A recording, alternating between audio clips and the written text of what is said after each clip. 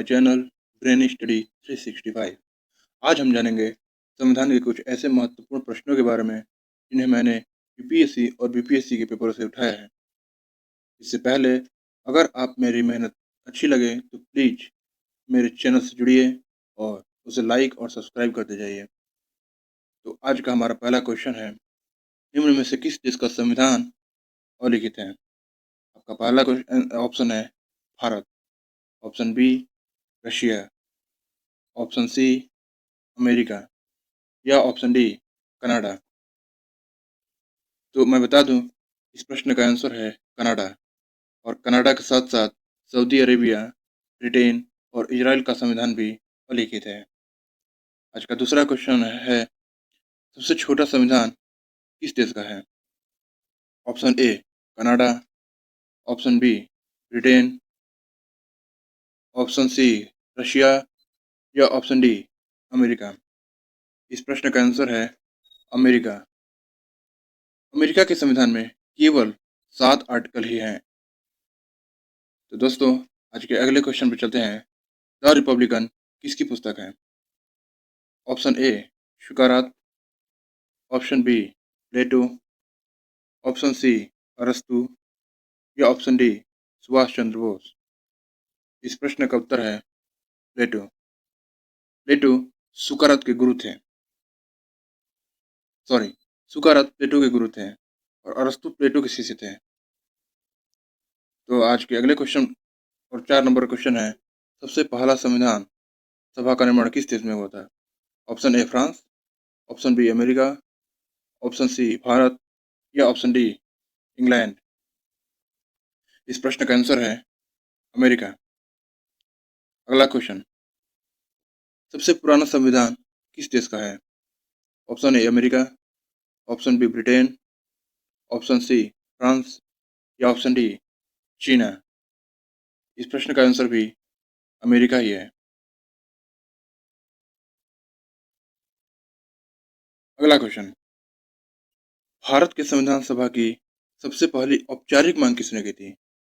Option A Bal Gangadhar Tilak, option B Jawaharlal Nehru, option C M N. Roy या option D Mahatma Gandhi. दोस्तों, इस प्रश्न का आंसर है एम.एन. रॉय। एम.एन. रॉय ने संविधान सभा की सबसे पहले औपचारिक मांग की थी। यह मांग सन 1934 में थी। आज का अगला क्वेश्चन है, बाल गंगाधर तिलक ने संविधान सभा की मांग किस वर्ष की थी? Option A 1895, option B 1905, option C 1924 या ऑप्शन डी 1896। इस प्रश्न का आंसर है 1895। बाल गंगाधर तिलक ने दोस्तों 1895 में अनौपचारिक रूप से मांग की थी। आज का अगला क्वेश्चन है, कैबिनेट मिशन दिल्ली कब आया था? ऑप्शन ए 24 अप्रैल 1946, ऑप्शन बी 24 मार्च 1946, ऑप्शन सी 26 मई 1946 या ऑप्शन डी 3 जून 1946। दोस्तों, इस प्रश्न का आंसर है 24 मार्च 1946। और मैं बताते चलूँ, इसके सदस्य थे लॉरेंस, अलेक्जेंडर और क्रिप्स। आज का अगला क्वेश्चन है, कैबिनेट मिशन के अंतरिम सरकार के अध्यक्ष कौन थे? Option A doctor Rajendra Prasad, option B Jawaharlal Nehru, option C M N. Roy या ऑप्शन डी जी.बी. मावलंकर। दोस्तों, इस प्रश्न का आंसर है GB. Mavalankar. Cabinet mission Bharat आया था, इसके 2 उद्देश्य थे। पहला था संविधान सभा का निर्माण और दूसरा था अंतरिम सरकार का गठन। और इसी अंतरिम सरकार के अध्यक्ष थे जी.बी. मावलंकर। आज का अगला क्वेश्चन है, जवाहरलाल नेहरू ने संविधान सभा की पहली मांग कब की थी? Option A 1934, option B 1938, option C 1942 या ऑप्शन डी 1940। इस प्रश्न का आंसर है 1938। आज का अगला क्वेश्चन है, कैबिनेट मिशन के अध्यक्ष कौन थे? Option A Patrick Lawrence, option B A B. Alexander, option C Rajendra Prasad या ऑप्शन डी भीमराव अंबेडकर। इस प्रश्न का आंसर है Patrick Lawrence. Patrick Lawrence cabinet mission के अध्यक्ष थे, जबकि ए.बी. अलेक्जेंडर नेवी मंत्री थे। आज का अगला क्वेश्चन है, संविधान सभा के अध्यक्ष कौन थे? Option A Rajendra Prasad, option B Jawaharlal Nehru, option C Bhimrao Ambedkar या ऑप्शन डी सच्चिदानंद सिन्हा। इस प्रश्न का आंसर है डॉक्टर राजेंद्र प्रसाद। जैसा कि आपको अधिकांश को पता होगा कि इसके अस्थायी अध्यक्ष थे सच्चिदानंद सिन्हा। तो दोस्तों आज का अगले क्वेश्चन पर चलते हैं। संविधान सभा में कुल कितनी महिलाएं चुनी गई थी? Option A 15, option B 18, option C 9 या ऑप्शन डी 22। दोस्तों इस प्रश्न का आंसर है 15। दोस्तों संविधान सभा का जब चुनाव हुआ था तो उसमें से 15 महिलाएं चुनकर आई थी। इसमें से अधिकांश महिलाएं उत्तर प्रदेश की थीं। दोस्तों आज के अगले क्वेश्चन पर चलते हैं। संविधान सभा में सिखों की संख्या कितनी थी? Option A 8, option B 4, option C 9 या ऑप्शन डी 6। तो दोस्तों इस प्रश्न का आंसर है ऑप्शन बी 4। संविधान सभा में सिखों की संख्या 4 थी। आज का अगला क्वेश्चन, किसने कहा था कि कांग्रेस ही संविधान सभा है और संविधान सभा ही कांग्रेस है? Option A Stafford Cripps, option B Winston Churchill, option C Wavell या ऑप्शन डी ग्रेनविल ऑस्टिन। इस प्रश्न का आंसर है ग्रेनविल ऑस्टिन। यह एक अमेरिकी सदस्य था।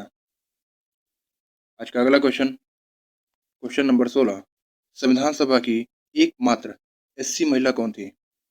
Dakshayani Velayudhan, option B Sarojini Naidu, option C Begum Aizaz Rasul या ऑप्शन डी एनी मस्करिनी।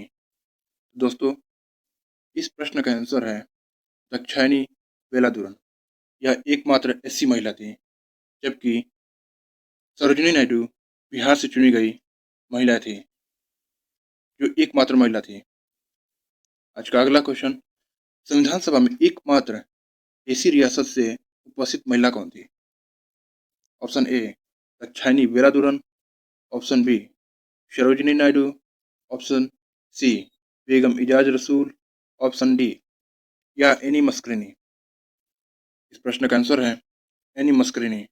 यह एकमात्र देसी रियासत से उपस्थित महिला थी। दोस्तों मैं आपको बता दूं कि बेगम इजाज रसूल एकमात्र मुस्लिम महिला थी जो संविधान सभा में चुनकर आई थी।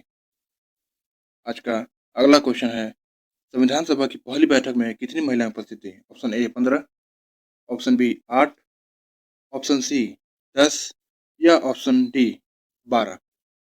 दोस्तों इस प्रश्न का आंसर है ऑप्शन सी 10। संविधान सभा की पहली बैठक में केवल 10 महिलाएं उपस्थित थी, जबकि संविधान सभा की अंतिम बैठक में 12 महिलाएं उपस्थित थी। आज का अगला क्वेश्चन है, संविधान सभा में एकमात्र पारसी नेता कौन थे? Option A Somnath Lahiri, option B P H. Modi, option C H.P.R. Iyengar या ऑप्शन डी फ्रैंक एंथोनी। इससे पहले मैं इस प्रश्न का आंसर बता दूं, आपको ये जानना चाहिए कि संविधान सभा के एकमात्र साम्यवादी नेता थे सोमनाथ लाहिड़ी, जबकि इस प्रश्न का आंसर है पी.एच. मोदी, जो एकमात्र पारसी नेता थे। तो आपको एक ही प्रश्न में 2 उत्तर मिल गए। एक सोमनाथ लाहिड़ी जो संविधान सभा के एकमात्र साम्यवादी नेता थे, और दूसरा पी.एच. मोदी जो संविधान सभा के एकमात्र पारसी नेता थे। आज का अगला क्वेश्चन है, संविधान सभा की पहली बैठक में कुल कितने सदस्य शामिल थे? Option A 389, option B 289, option C 208 या ऑप्शन डी 207। दोस्तों इस प्रश्न का आंसर है 207। संविधान सभा की पहली बैठक में कुल 207 सदस्य शामिल थे। आज का अगला क्वेश्चन है, संविधान सभा के सबसे बुजुर्ग व्यक्ति कौन थे? Option A T Krishnamachari, option B H C. Mookerjee, option C Sachchidananda Sinha या ऑप्शन डी बी.एन. राव। तो दोस्तों, इस प्रश्न का आंसर है सच्चिदानंद सिन्हा, और इसी इसी कारण इन्हें संविधान सभा की पहली बैठक में ही उन्हें अस्थायी अध्यक्ष चुना गया था, क्योंकि उस संविधान सभा की बैठक में ये सबसे बुजुर्ग व्यक्ति थे। आज का अगला क्वेश्चन है, संविधान सभा के सलाहकार कौन थे? Option A B N. Rau, option B H C. Mookerjee, option C Jawaharlal Nehru या ऑप्शन डी जी.बी. मावलंकर। दोस्तों, इस प्रश्न का आंसर है बी.एन. राव। इसे आप सिंपल राव या राय से याद रख सकते हैं, क्योंकि राय का मतलब ही है सलाह देना। अगला प्रश्न, संविधान सभा के सदस्यों को संविधान सभा की प्रथम बैठक में भाग लेने का निमंत्रण किसने दिया था? Option A B N. Rau, option B H B R. Iyengar, option C K M. Munshi या ऑप्शन डी टी कृष्णामाचारी। दोस्तों, इस प्रश्न का आंसर है एच.बी.आर. अयंगर। संविधान सभा के सदस्यों को संविधान की प्रथम बैठक में भाग लेने का निमंत्रण एच.बी.आर. अयंगर ने दिया था। आज का अगला क्वेश्चन है, निम्न में से कौन संविधान सभा के उपाध्यक्ष नहीं थे? Option A Frank Anthony, option B T Krishnamachari, option C H C. Mookerjee या ऑप्शन डी बी.एन. राव। इस प्रश्न का आंसर भी बी.एन. राव है। जैसा कि मैंने आपको अभी ऊपर ही बताया था कि बी.एन. राव सलाहकार थे, और इसलिए इसका आंसर बी.एन. राव होगा। जबकि फ्रैंक एंथोनी संविधान सभा के मनोनीत उपाध्यक्ष और संविधान सभा के निर्वाचित उपाध्यक्ष टी कृष्णामाचारी और एच.सी. मुखर्जी थे। मैं आपको दोबारा बताता हूँ, फ्रैंक एंथोनी संविधान सभा के मनोनीत उपाध्यक्ष थे, जबकि टी कृष्णामाचारी और एच.सी. मुखर्जी संविधान सभा के निर्वाचित उपाध्यक्ष थे। आज का अगला और अंतिम प्रश्न, कृष्णदेव रायकूट का संबंध संविधान सभा से किस प्रकार है? ऑप्शन ए वे संविधान सभा के विरोधी नेता थे, ऑप्शन बी ऐसे नेता थे जिनकी मृत्यु संविधान सभा की प्रथम बैठक में हुई, ऑप्शन सी संविधान सभा के अध्यक्ष के दावेदार थे, या ऑप्शन डी ऐसे नेता थे जिन्होंने संविधान सभा की समाप्ति की घोषणा की थी। तो दोस्तों, मैं चाहूँगा कि इस प्रश्न का उत्तर आप स्वयं कमेंट बॉक्स में दें। तो दोस्तों, आज की इस क्लास का यही समापन करते हैं। उम्मीद है कि आपको ये स्टडी वीडियो अच्छा लगा होगा। जय हिंद, जय भारत।